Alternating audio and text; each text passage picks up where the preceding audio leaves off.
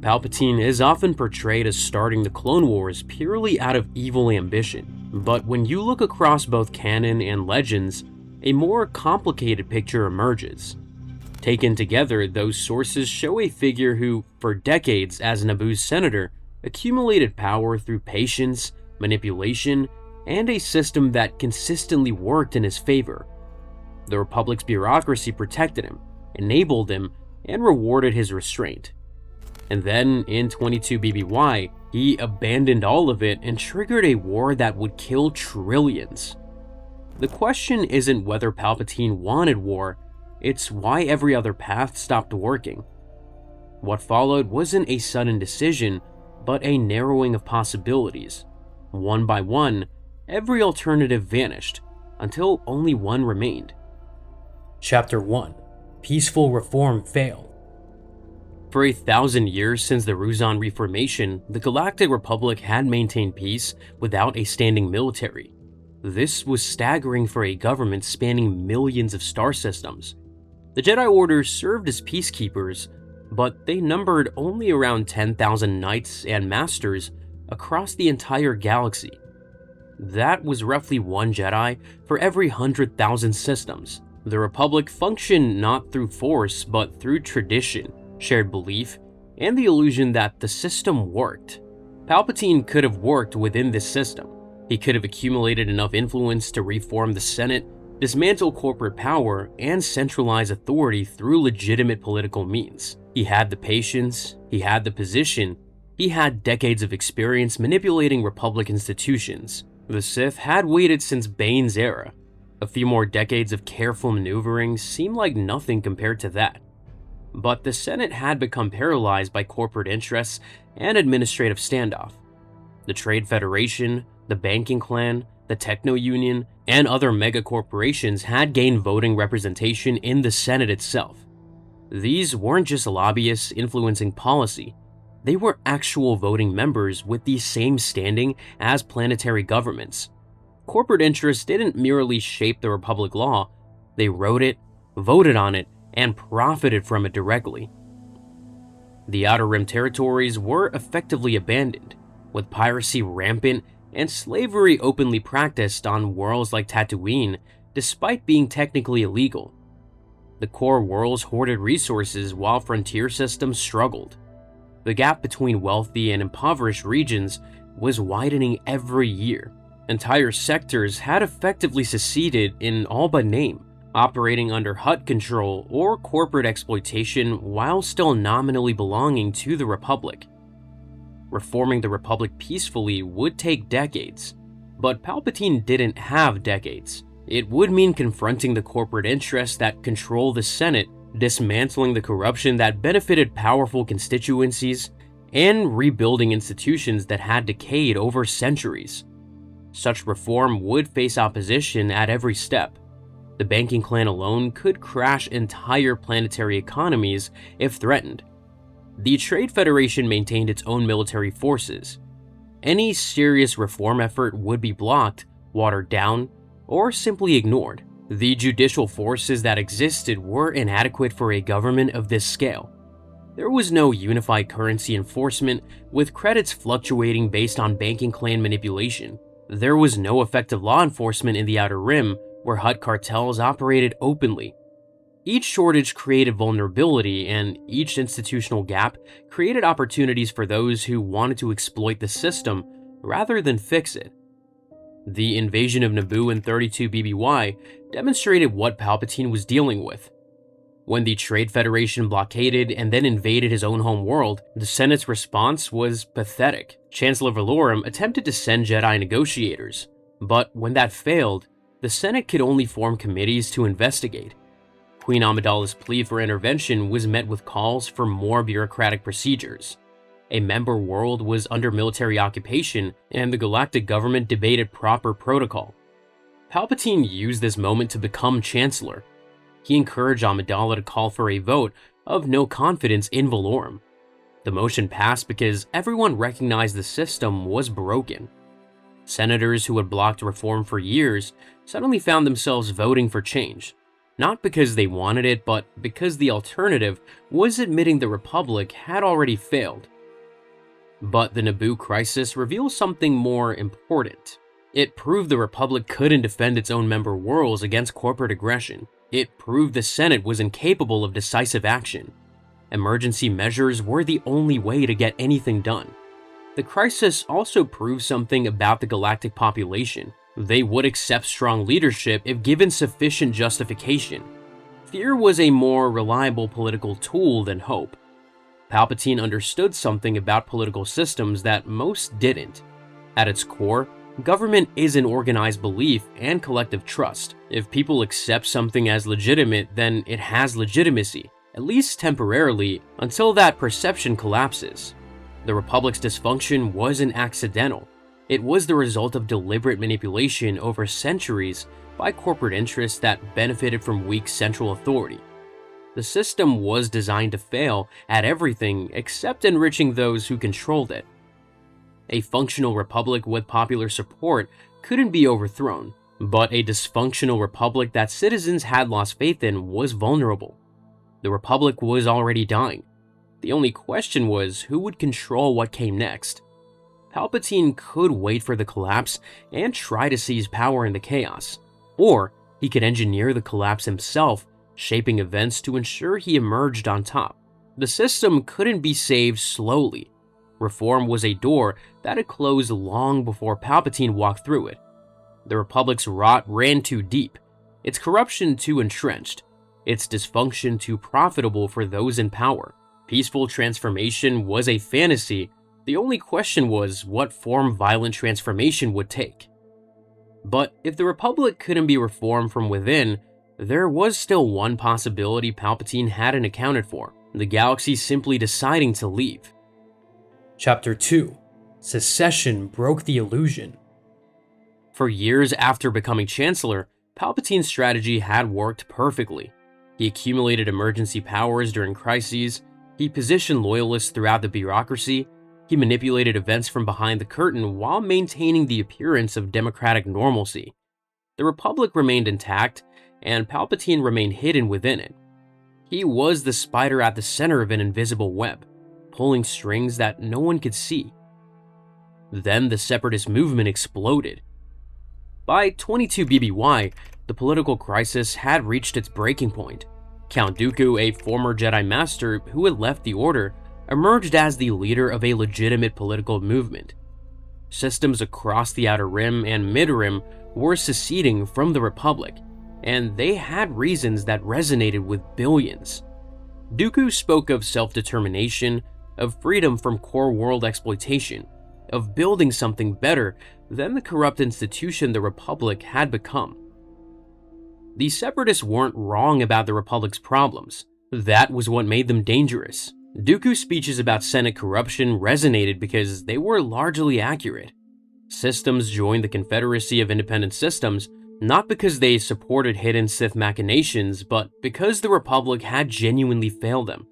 The grievances Palpatine had exploited to become Chancellor were now fueling a movement he couldn't control. Entire civilizations felt ignored, exploited, and abandoned.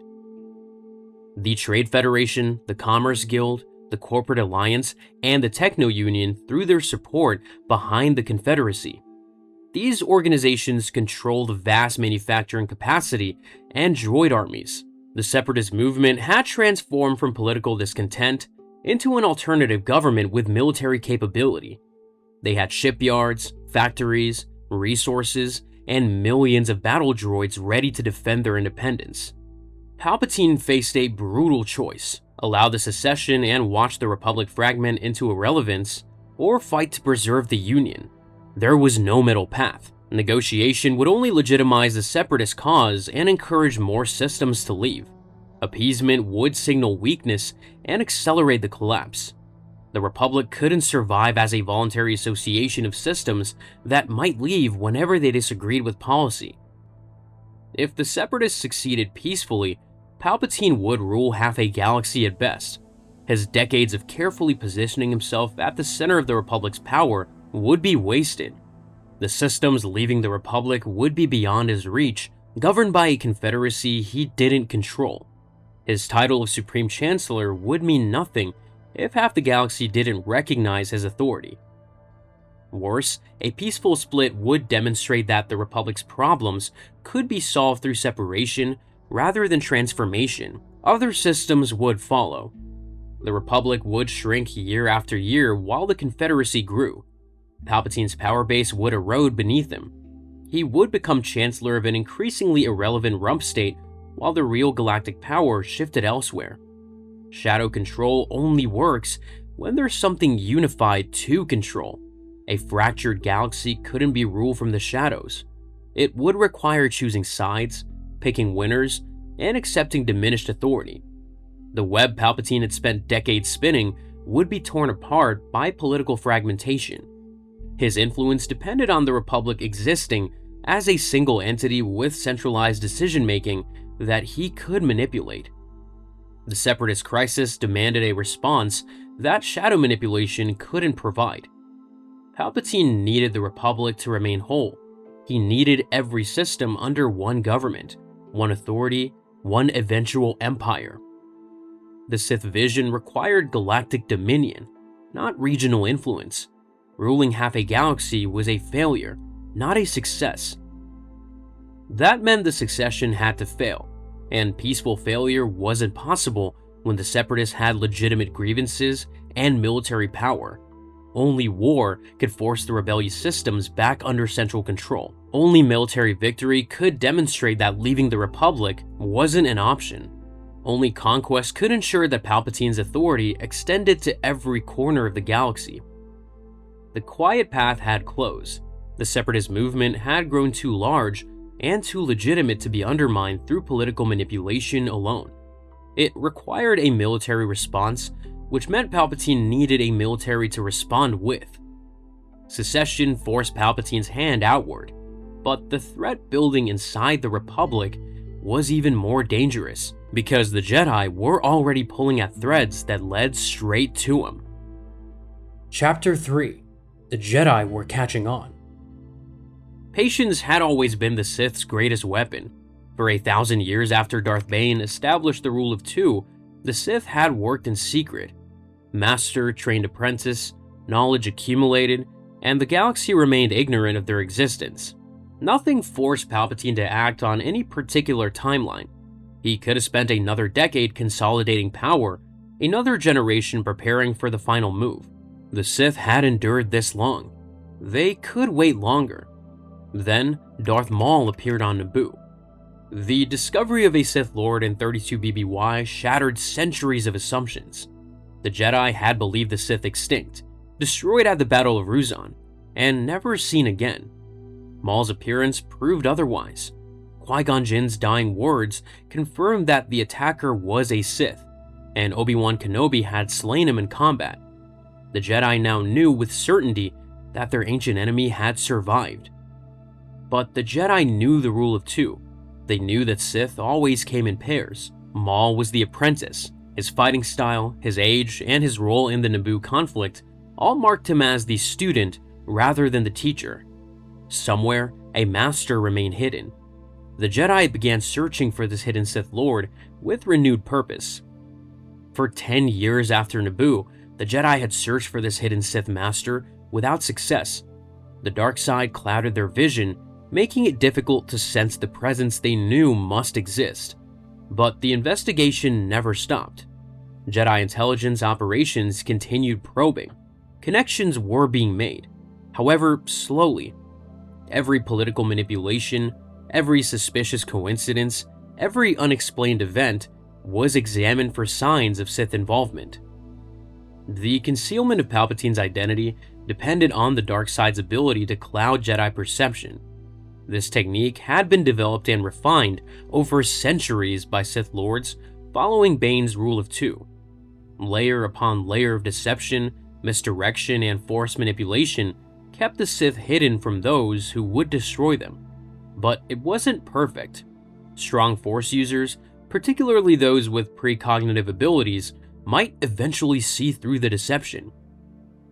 Yoda had sensed that the dark side surrounded the Chancellor. The ancient Jedi Master couldn't identify the source, but he felt the corruption emanating from the Senate's highest office.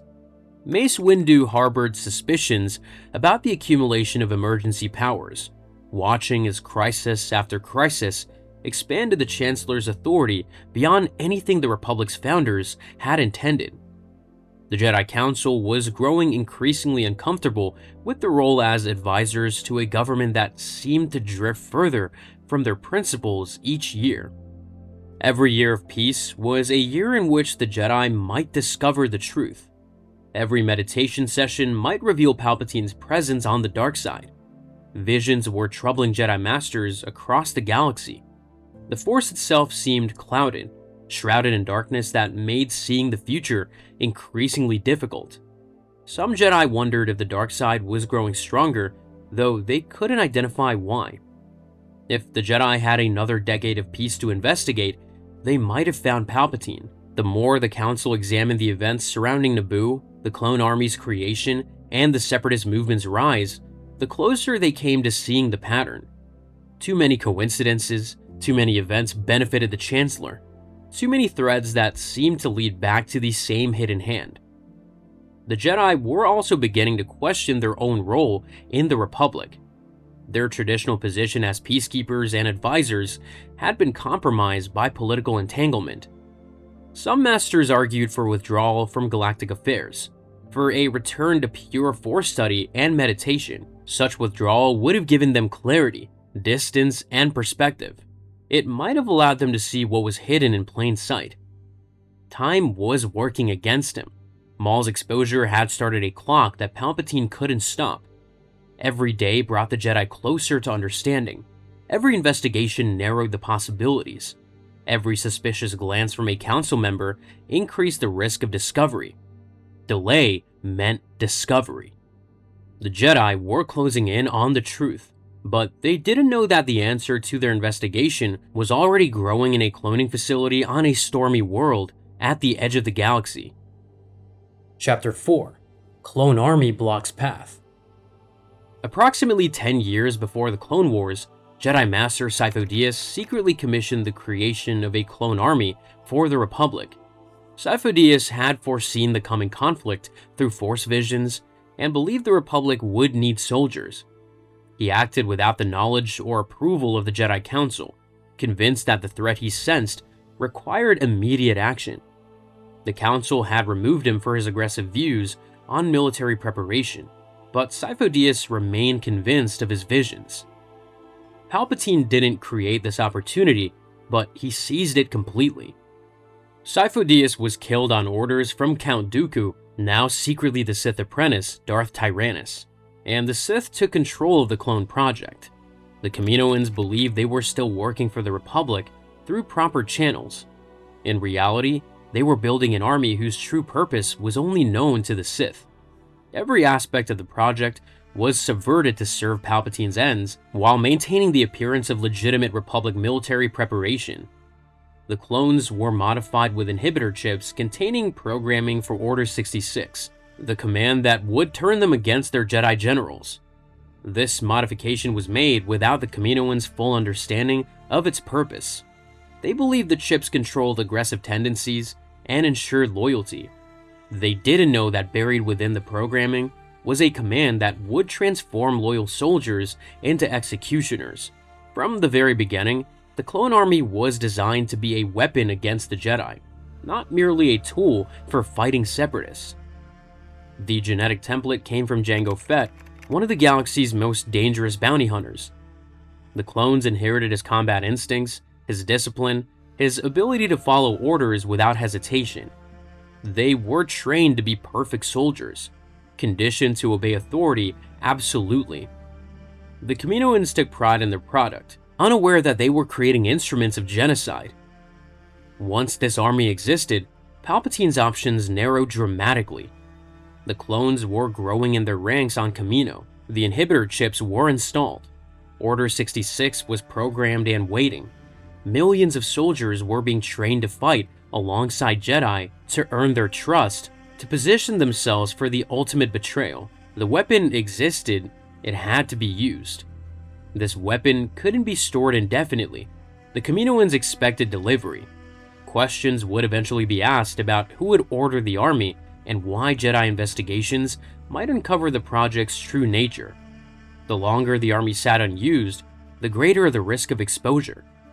Someone would eventually trace the payment. Someone would eventually question why a dead Jedi had ordered millions of soldiers.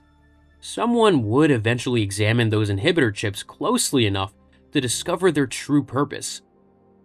The clones represented an enormous investment of resources and planning.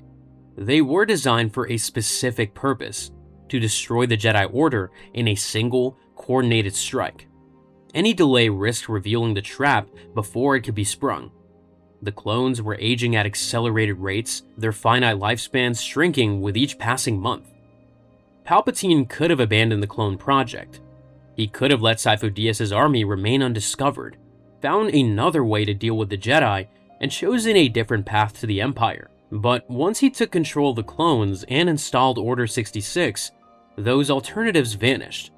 The investment was too great. The opportunity was too perfect. The risk of discovery grew with each passing year. The trap was built, now it had to be sprung. The weapon was ready, but for it to work, Palpatine needed the Jedi exactly where the clones could reach them: scattered, isolated, and trusting the soldiers standing right behind them. Chapter 5: Jedi Forced Apart. 10,000 Jedi served across the galaxy. The Temple on Coruscant was the center of Force knowledge, and the Council advised the Republic's highest leaders.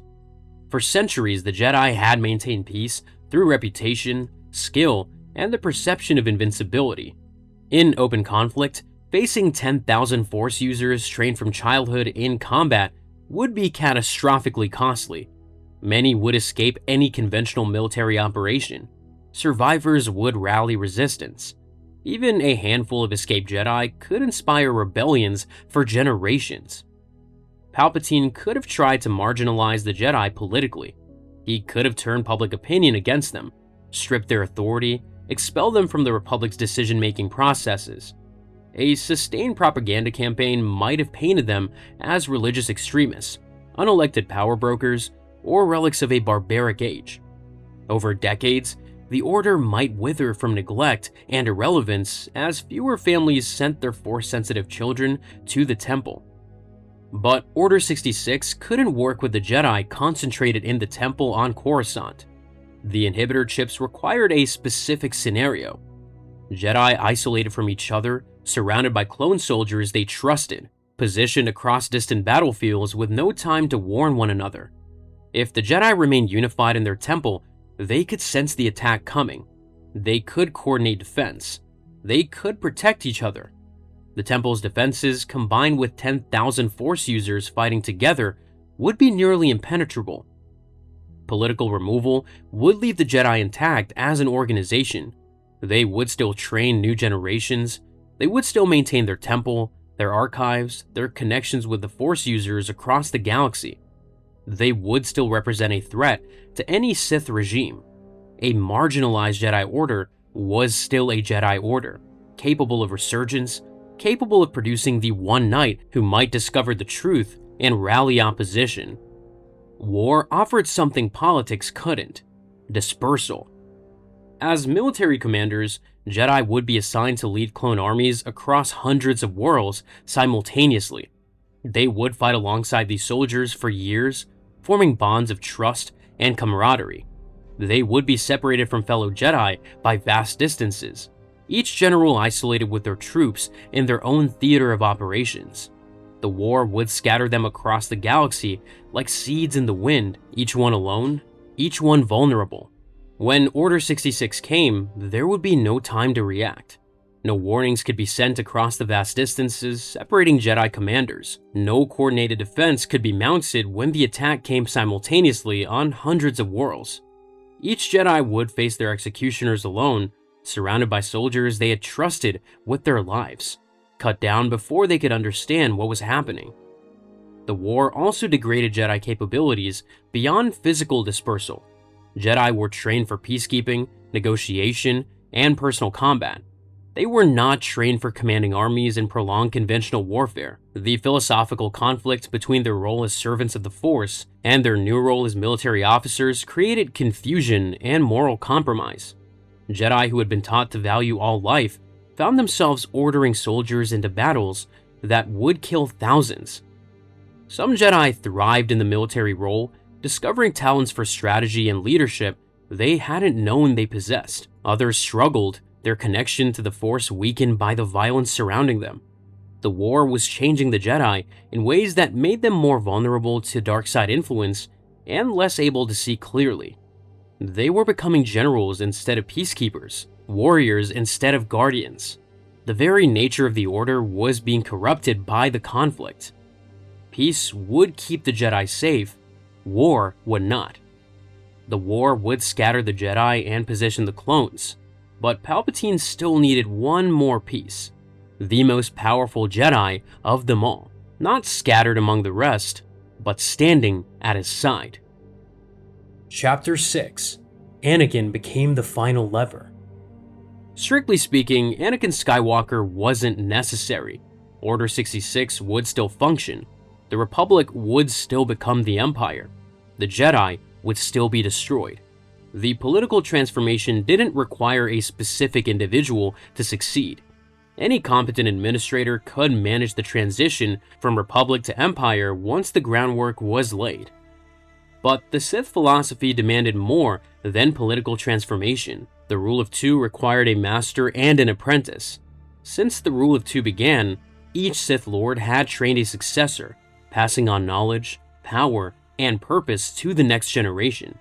Palpatine needed a successor, an enforcer, a weapon of the dark side powerful enough to hunt down any Jedi who survived the initial purge. The Empire would face threats. It would need a champion capable of defeating any Force user who rose against it. Anakin Skywalker was the most powerful Force user in a generation. His potential exceeded any Jedi living, possibly any Jedi in history. The midichlorian count in his blood was higher than any recorded, higher even than Master Yoda's. He had been born without a father, seemingly created by the Force itself. Some believe he was the chosen one of the Jedi prophecy, destined to bring balance to the Force. From the moment Palpatine first encountered the boy on Naboo, he recognized what Anakin could become. For over a decade, Palpatine cultivated Anakin's trust. He became a mentor, a father figure, the one person who seemed to understand the young Jedi's struggles. Where the Jedi Council offered criticism and restraint, Palpatine offered praise and encouragement. Where Obi-Wan maintained emotional distance as Jedi teachings required, Palpatine provided warmth and acceptance. He encouraged Anakin's attachments, his passions, his resentments toward the Council that held him back. The Clone Wars accelerated this corruption. Combat trauma, impossible choices, the weight of command, all of it pushed Anakin further from Jedi teachings. He killed in anger when enemies threatened those he loved. He tortured for information when lives hung in the balance. He made decisions that cost lives and then lived with the guilt, unable to process his emotions through Jedi meditation techniques that had never worked for him. The war gave Anakin experiences that peacetime never would have provided. He faced moral dilemmas that reveal the limitations of Jedi philosophy. He lost men under his command and blamed himself for their deaths. He witnessed atrocities and committed violence in response. Each battle pushed him further towards darkness, while the Jedi Council remained blind to his deterioration. Most crucially, the war gave Anakin something to fear losing. His secret marriage to Padme Amidala created vulnerability that peacetime might not have produced. In peace, their relationship might have been discovered and addressed.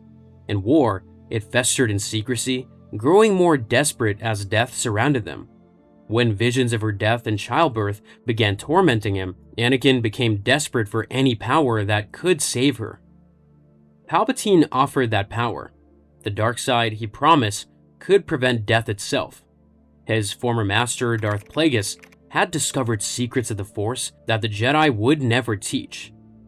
The Jedi didn't fear death, accepting it as natural. The Sith defied death, bending the Force to preserve what they loved. For a young man watching his pregnant wife die in his nightmares every night, the choice seemed clear. The timing mattered enormously.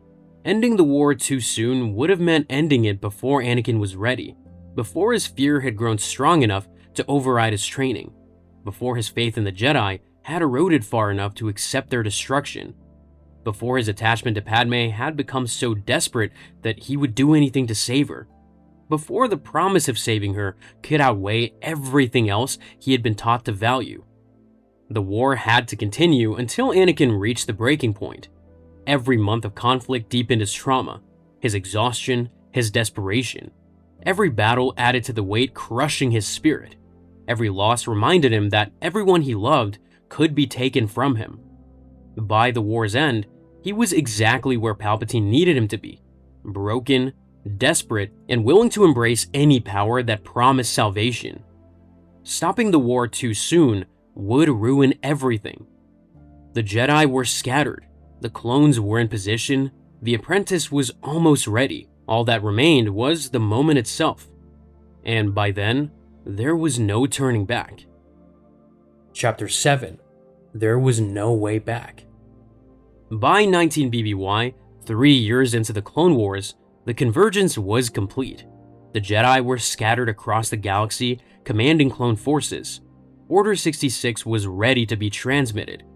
Anakin Skywalker had been groomed for years and was approaching his final fall.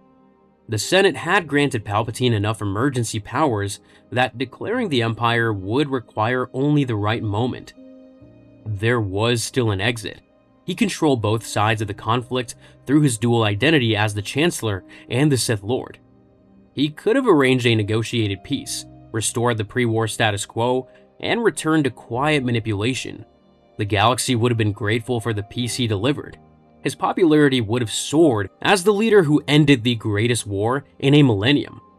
But the emergency powers sustaining his authority were tied to the war itself. When the conflict ended, those powers would be reviewed. Extended wartime authority would face scrutiny from senators who had granted it reluctantly. The Senate would reassert itself, demanding the return of powers it had temporarily surrendered. The Jedi would return from the battlefields and resume their roles as peacekeepers and advisors. Their attention no longer divided by military concerns. Everything Palpatine had built depended on the crisis continuing until the moment of transformation. The war wasn't just a tool for achieving his goals. It had become the foundation supporting his entire position. Without the emergency, there was no justification for emergency powers. Without the threat, there was no need for the strong leadership he provided. Peace would unravel everything. The Jedi were already suspicious. The Jedi suspicions from Chapter 3 hadn't gone away, they had deepened. The Council had discussed removing Palpatine from office if he didn't relinquish his emergency authorities after the war.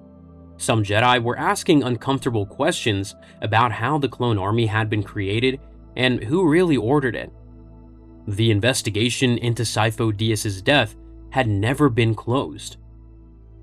If the war ended without transformation, those questions would be pursued with renewed vigor. The Jedi would have time and focus to investigate. The connections Palpatine had carefully hidden might be uncovered. The trail leading from Sifo Dyas to Dooku to Sidious might finally be followed to its end. Everything could unravel with a single discovery, a single moment of Jedi insight, a single investigation that followed the right thread. The capture of Chancellor Palpatine by General Grievous and Count Dooku was the trigger mechanism for the final phase. This wasn't a Separatist victory. It was another piece of Palpatine's manipulation, the last move before checkmate. He arranged his own capture, knowing exactly how events would unfold. Palpatine allowed himself to be captured, knowing that Anakin Skywalker and Obi-Wan Kenobi would be sent to rescue him. This created the conditions for Dooku's disposal. The Count had served his purpose as leader of the Separatist movement and public face for the Confederacy. He knew too much about the Sith involvement in both sides of the war. He had to die, and he had to die at Anakin's hands, pushing the young Jedi further towards darkness. When Anakin beheaded Dooku at Palpatine's urging, the Count's final expression showed shocked betrayal.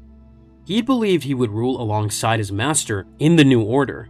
He had been promised power, position, a place at Sidious's side. Instead, he was being replaced by a younger, more powerful apprentice. His final moments were spent realizing that he had been a tool all along, discarded the moment his usefulness ended. Palpatine revealed his Sith identity to Anakin, gambling that the young Jedi's fear of losing Padme would outweigh his loyalty to the Order. The gamble succeeded. Anakin reported Palpatine to the Jedi Council, fulfilling his duty as a Jedi Knight. But when Mace Windu led a team to arrest the Chancellor and the confrontation turned violent, Anakin intervened. Mace Windu died. Anakin committed himself to the dark side by betraying everything he had been trained to uphold. The choice was irrevocable. There was no going back after striking down a Jedi Master to save a Sith Lord. Anakin knelt before his new master and received the name Darth Vader. The boy from Tatooine, the chosen one of prophecy, became the enforcer of the Sith.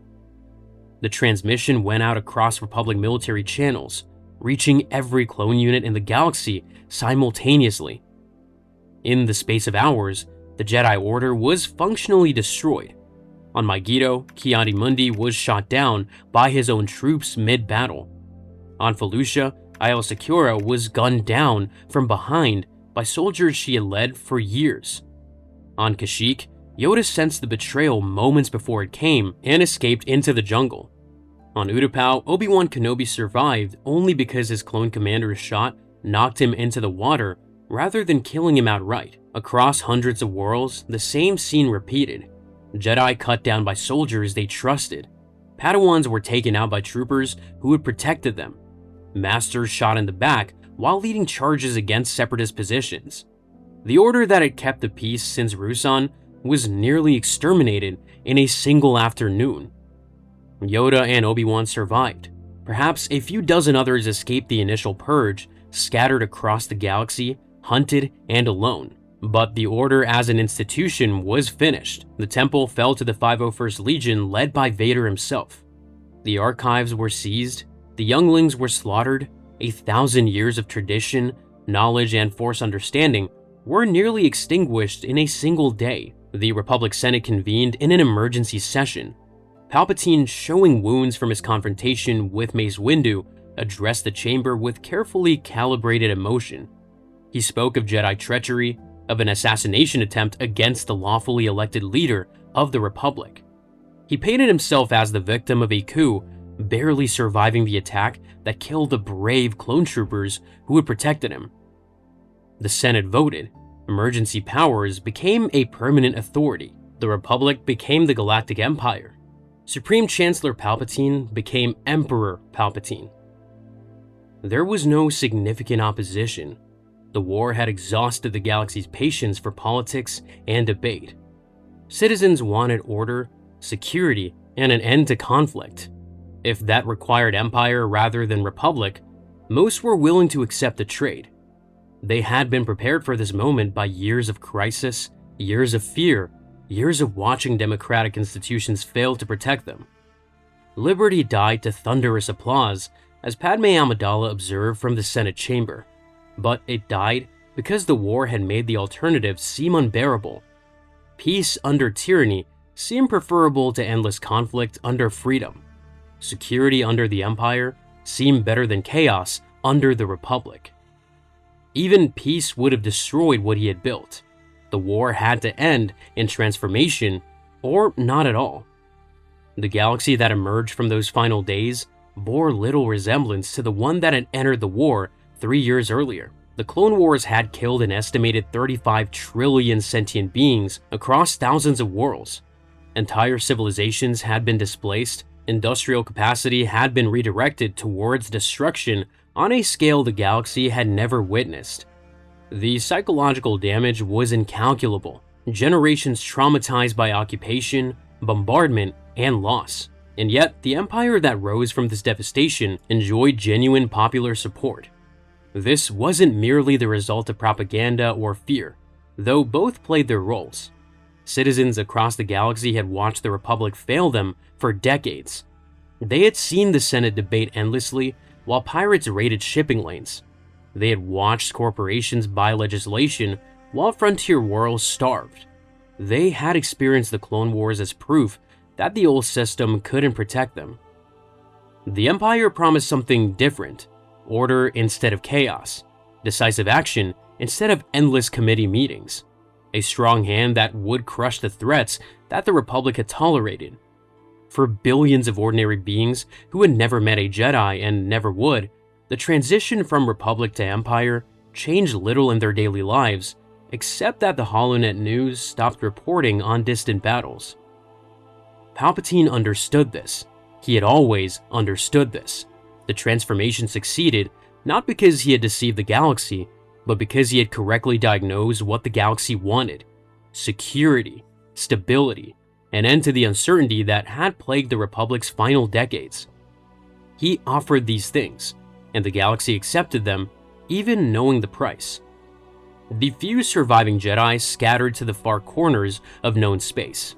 Obi-Wan Kenobi retreated to Tatooine to watch over Anakin's infant son. Yoda vanished into the swamps of Dagobah. Others found hiding places on worlds that the Empire had little interest in controlling. They waited, meditated, and mourned. The order that had guided the Republic for 1,000 generations had been reduced to a handful of fugitives in a single afternoon. Some historians would later argue that the Jedi's destruction was inevitable, regardless of the Clone Wars. The Order had grown complacent, they suggested, too comfortable in their role as guardians of a system that they no longer questioned. Others maintained that without Palpatine's manipulation, the Jedi might have survived another millennium. The debate would continue for generations, long after the Empire itself had fallen. What remained undeniable was the completeness of Palpatine's victory. Every obstacle had been removed, every rival had been eliminated, every institution that might challenge his authority had been destroyed or subverted. The 1,000-year vision of the Sith had been realized by a single man who had spent his entire adult life working towards this moment. The Clone Wars happened because 7 doors closed. Reform failed, Secession threatened to fracture his power base, the Jedi were investigating, the clone army demanded activation, the Jedi needed to be scattered for Order 66 to work, Anakin required more time to fall, and by the end, the war itself had become the only thing holding Palpatine's position together. Each closure eliminated an alternative. Each alternative's death made war more necessary. By the time the first Battle of Geonosis began, every other path had already been sealed. Palpatine didn't choose war from a menu of options. He arrived at war because every other door had shut behind him. Some by circumstance, some by his own hand, but all of them locked. By the time the war began, it was already too late to stop it. The Empire would rule for 23 years before its own contradictions tore it apart, but that is another story for another time.